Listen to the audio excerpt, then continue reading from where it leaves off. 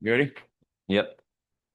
Hey, everybody, welcome back to The Complete Game, episode 31. I'm your host, Kurt Schilling, along with my oldest son, Garrick. What's up, G? What's going on, everybody? We got a lot to talk about. Yep, we're gonna do a little free form. So, G, I'll draw you give me a top. We got Otani, we got instant replay, we got Skubal, we got more Devers stuff. I mean, Dodgers, Padres, yeah, Pirates, yep. Tigers. We Where do you got want to go today? just a quick note. Sox play in San Francisco tonight, so that'll be a fun follow-up to that whole discussion. And then another cool note we talked about a little bit before. Nick Kurtz from the Athletics had two walk-offs in a four-game series against the Astros. When you're in a losing season, it's always Yeah. nice to have little things like that you hang your hat on. And then another note, Mets lost six straight heading into tonight where they are tied for the NL East lead with the Phillies, who they're in town to see for a three-game series. Phillies kicked off the series with Zach Wheeler, who went five tonight, out after five, 2-0 lead. Taysom Walker comes in, back-to-back home runs. Alonzo McNeil, 2-2 going into the seventh. 2-2 going into the seventh right now, currently live. The Mets, that six-game losing streak, by the way, longest of the season for them. The longest before was three games. Um, and then Yamamoto and the Dodgers start last night. Dodgers Padres is a big topic, a lot to talk about there. Yep. The perfect inning, I think, is Yeah. where I wanted to start and ask Yeah. you, So, get you to so cut in on yeah, I've this. seen it, and we'll Garrett will post a clip. Yeah, I'll have clips for a lot of Um, the stuff we're talking about today because an a lot of you got immaculate to see. inning is an inning in which the starting pitcher strikes out the side on nine pitches. It's a very rare feat. Yamamoto had one, except on strike nine, which was literally right down the middle of the plate, middle of the strike zone. The umpire called it a ball, which is sucks. It's an incredibly rare feat to be done. I know if you guys have done it, but doesn't happen often, if hardly ever. And And it's one of those things that it's hard to do at every level of baseball. at Like any level, when yeah, you're yeah, a yeah. little leaguer, it's hard to throw nine strikes in a row when Right, you're 10, 12 years old. right, And when you're 35 in Major League Baseball and trying to do it against the best hitters in the world, it's almost right. impossible to throw nine straight strikes without getting punished. So that's why it's such a bummer when it comes that close and you just get blatantly robbed, Yeah. as Yamamoto did. Uh, And it was, yeah. And that sucks because, like I said, it's called an immaculate inning, and it is a feat rarely ascribed. Well, it it just doesn't happen. And then later on in the game, Fernando Tatis gets plunked with a 93-mile-an-hour fastball right on the hand, goes down. Pretty dramatic showing. The bench Yeah, is always clear. worry about stuff like that because there's so many bones in the hand. Oh yeah, and I mean he's a key piece of their team. Three Yeah. two Phillies, by the way. Just a quick update. Uh, Also on that same bench clearing brawl, did you see Dave Roberts? And I forget the Padres manager off the top of my head right now. I didn't know Dave Roberts was in your face guy like that. I knew he had fire, Right, obviously, right. Yeah, that's but not he it. was People like, forget. I'll see you in the hallway after the game. That's what he looked like. Yeah. So I thought that was great By and the very way, funny. from 1929 to 1952, there were no immaculate innings. Yeah, that's crazy. That's insane. Seven alone in 2022.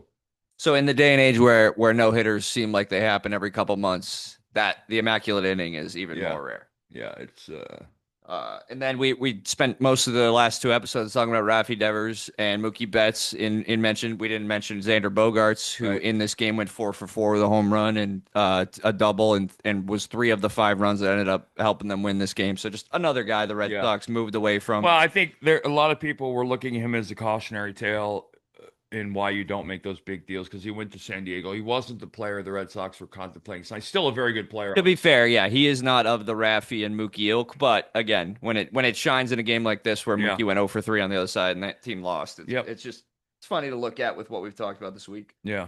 Yeah. Uh, Now, and then in the oh, so let's hold on. You were talking about the hit by pitch. yeah, yeah, okay. Um, Something you don't see, and in many ways, there's a Caitlin Clark angle to this, in that everything that's happening to Caitlin Clark has a lot of it has to do with other people's actions, right? She's just going out there burying threes from beyond Steph Curry and playing the game and playing it with class and dignity and respect and just blowing it up. And Otani, for all the hype and news, isn't a headline grabber. No stupid quotes, no stand at the plate, bat flip, no, none of the stupid stuff. And Tatis gets hit, Otani gets hit, and basically says, "Dude, guys, just, if you and we'll link the highlight." He just points to the bench like, "Sit down, no Do big yourself deal." a favor though and go back and watch this whole game because all this stuff was in one game, Yeah. just a truly throwback game. Well, this was the kind of game that the Red Sox Yankees, when I was there, we played every night against each other, This right? felt like a playoff game. Right. And the Dodgers Padres quote unquote rivalry can't be a rivalry in my opinion until both teams are potentials, which I think they both are now. Padres are trying to claw. I don't think it'd be a rival till the Padres win a World Series. Right. You need to be a But in threat. Padres fans' minds and in the players' minds, it's a rivalry. They need to jump that hurdle, and they're trying to. And it's kind of like, I remember the thing I can remember was in '93 in spring training with the Phillies. We fought with the Cardinals 4 or 5 times in spring training because they were the team to beat, and we wanted their respect. And we figured the only way that we got their respect was to beat them on the field in the game ended with the fights. '04 was the same way. In the sense you didn't really have a rivalry because the Red Sox hadn't won anything, but you had 50 years of history between the two teams, and these two teams have history, but nothing like Red Sox Yankees. But it's good for baseball. Yep. It's good for baseball. Speaking of good for baseball, there was a chance this week to watch Streak Skubal and Paul Skenes go head to head in a doubleheader between the Tigers and the Pirates. And somebody, I remember somebody, not remember, but somebody commented the other day in the media about how baseball missed a marketing opportunity by not putting those two. Well, first of all, baseball doesn't dictate who you start that night. And number one, and number two, generally you build your rotation in a doubleheader to give you the favorable matchups. Skenes versus Scubal's a wash. And for both of their teams, that's their guaranteed win game, which the Pirates almost didn't. But and you made a point. I didn't think about it earlier, but yeah, it's true. I think more people probably watch both games combined with those two starting one of them rather than both of them starting in one.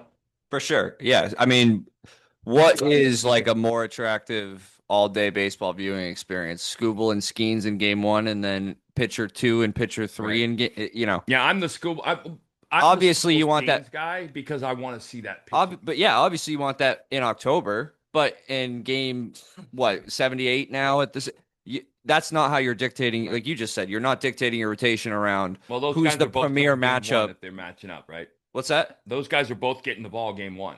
Yeah, so Yeah, exactly. That's when you have that matchup, but you don't dictate your rotation and put Scooble on 4 days rest and Skeens on three right, because we right, might have right. it's not how it works. So Also, and they ended up splitting. did you see Scooble? This is why I love Tariq Scooble. Like he is an old school and a very like, for lack of a better term right now, from the top of my head, emotional guy. Like he was struggling in the first inning, walked two guys. I haven't seen him do that, I don't think, all year.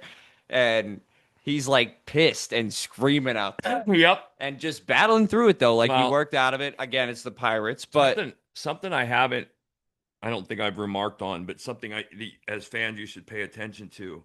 And it was a moniker for every good pitcher that ever played. And I always felt it applied to me as well. If you don't beat me in the first, you're not beating me. Tom Glavine was famous for that. He would go out and literally throw 35 pitches in the first inning, walk the bases loaded, get a weak ground ball to finally get out of the inning because he was nibbling, and then he'd throw seven scoreless. If you don't beat a good pitcher early, you don't beat them because they find their way quick. And when they find their way, you're definitely not beating them because you're not stringing hits. They don't walk people, yada, yada, yada, and all that goes with that. So, for a lot of pitchers, I feel like, and these two guys we're talking about, Skeens and Scooble in particular, there are like certain archetypes, and I feel like Scooble, like I was just saying, is a very old school, like piss and vinegar, rear right. back and get it, And, like fiery guy. right. Whereas Skeens is more of an assassin, like a Randy Johnson, silent, like he's not very, animated on the mound like Scooble was in that game. But Skeens does the same type of work, but and Right. has the same type of stuff, but. It's funny because Skeens has made a couple comments since his senior year at LSU where he basically knows how good he is. Yeah, that's And hitters will say stuff and he'll be like, all right, dude, whatever. I'll let my Hyundai. very cool Right, assassin, right.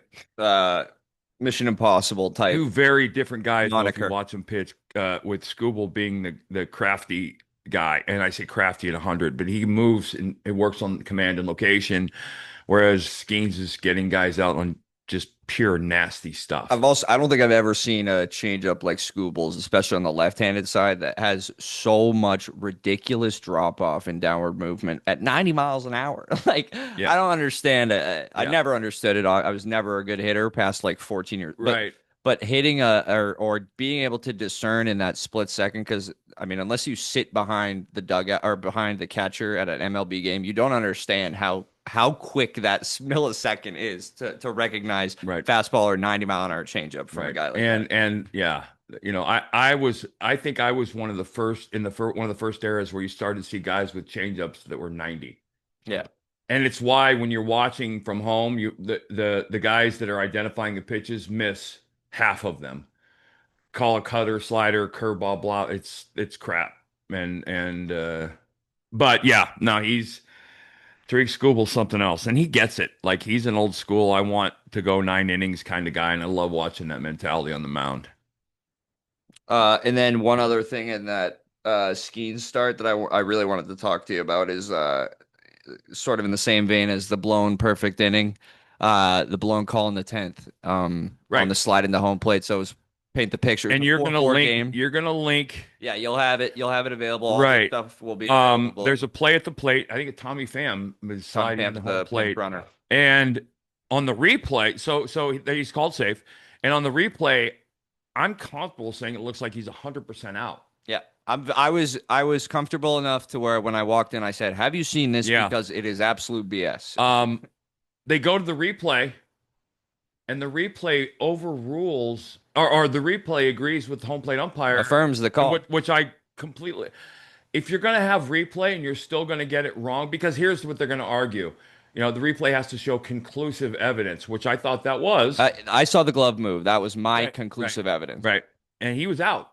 And it's a 4-4 game, one out runner on first, or the call gets screwed up and missed, which it did. It's 5-4 Pirates, nobody out, runner on first. Yep. They went on to score four, win the game. Um, And but again, yeah, it's not a big deal in Game 79. But if this is Skeen Skubal in October, well, obviously the again, Pirates. if this is just God forbid, the World Series comes down to this as the That's final play. all of these other major leagues have that same nightmare, and it happens in all these leagues once a year in the playoffs where it comes down to a camera call, and Well, there is. what was it? Patrick Kane's goal in the cup? Yeah, less controversial, but nobody saw it go in. Right, Stuff like that right. comes down Is that to not the worst nightmare of everybody alive? yes. And here's the thing. It's better. A better one would be I forget who it is, but the Dallas goal for the Stars that won the cup, where he's standing in the blue paint, that basically is debated to this day as a stolen cup Right. from the Buffalo Sabres. Yeah, So that's every sport's worst that's nightmare. and it's because it comes down to stuff like they should have had video. It would have Well, been here's the thing. No matter but not what when you you get it do, wrong. there is human intervention in every aspect of the sport, whether you have technology involved or not, because ultimately somebody has to decide what the human eye sees. Until you have like biotech suits where they can detect contact between two human beings in the baseball and all, there's going to be imperfection. Baseball has always had it. And, I think that there's an argument to be made from the ball strikes perspective that, listen, I can't have 235 pitches in a game and have 65 of those pitches missed. They can't work that way. And if the best quote, and I'm using air quotes, by the way, if the best umpires in the world are going to miss 30-40% of the time, or as I said earlier, and we talked about this, if the corners of the strike zone are not going to be part of the scoring, which is where pitchers in the big leagues live, then there's a problem with the whole thing. And this is one of them. That I think the replay got it wrong, but it stood, and the Pirates went up and scored four and won the game, I think 8-4. So there you go. Guess my teammate. Yeah, you want to guess teammate real Let's quick? guess the teammate. All right. So we got 5 clues. for a former teammate of my dad's, ranging from most vague to most obvious. Starting with the first clue. 16-year MLB career. I played for 7 teams during my time. I spent 14 of those years in the National League. 16-year career, 14 in the National League.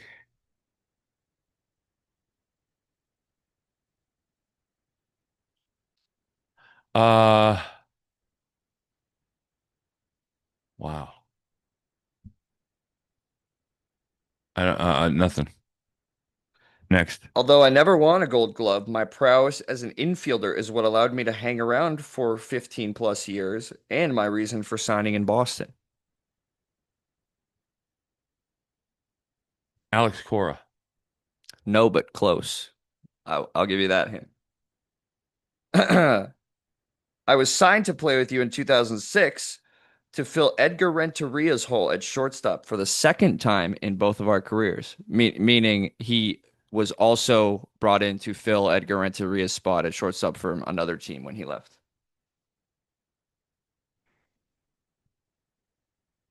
Can't come up with the name. Alex Cora was very close. I'm blanking on the name. Do you think you have the guy in your head Yeah. though? Yeah.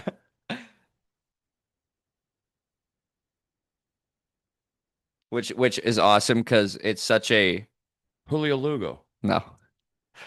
No. You're No, on the you're on the right track. I know, but I can't think of the name. A World Series winner in 2003 and a one-time All-Star in 1999. My walk-off home run in Game 4 of the 2003 World Series helped propel the Marlins to their second World Series in 6 years. Alex Gonzalez? Alex Gonzalez. That was a tough one. Like that's the name I couldn't come up with. Short-term teammate too, By the so way, might be one of the 5 best defensive shortstops to ever play the game. I was gonna say one of those that I knew he was your teammate, but I thought I could have sworn it would have been for 2 or 3. It was just a season. When I went to look at it, I was shocked because I loved him, Yeah. especially because I loved that Marlins team too. So Yep. He was a special player and one of the in my top 10 most good-looking teammates too. yeah. Good-looking young man. Could play. Oh my goodness, could he play shortstop? I also had a bonus piece of trivia for you that I thought was fun. Who is the only MLB franchise to never change their primary logo?